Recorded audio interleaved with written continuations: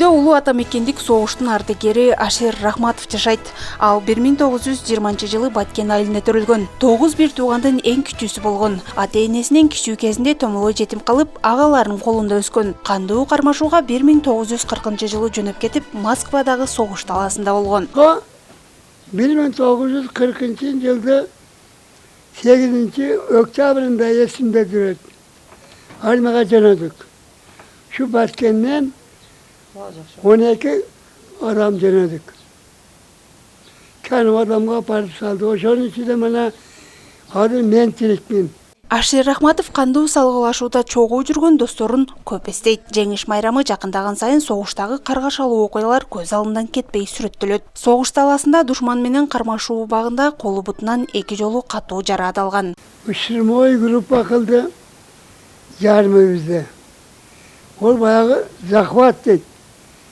Кирип барып. Анан олорду коруп турчу жарымыбыз коруп тура турган болдук.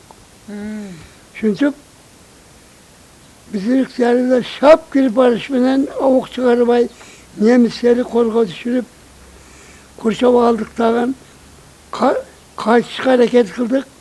Немистин 4 каганына тышап 4-өөнү пленге түшүрүп баспадык.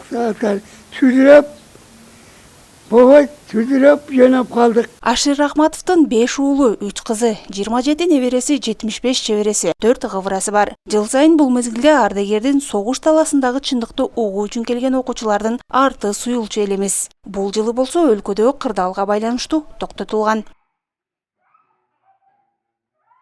Атасы кеткен бирөөнүн айылына кайра келген жок. Бешикте жаткан баласын бир жолу чиркин көргөн жок. Майданда келбей калганда, эл үчүн кызмат кылганда, энеси калды арманда, элеси калды көз алдында. Атам өзү табиятынан абдан билимдүү, абдан олуттуу киши, бир сүйлөгөн, чындыкты сүйлөгөн, абдан эмгекчил инсан. Анан өзүнүн балдарына, неберелерине, кыздарына дайыма өзүнүн кеп кеңештерин тынбай айтып келет. Баткен шаарында улуу ата мекендик согуштун 2 ардагери бар. Быйыл улуу жеңиштин 75 жылдыгы. Мамлекет тарабынан ар бир ардагерге 75 000 сомдон берилет. Алтынай Мырзадолат кызы, Салам медиасы.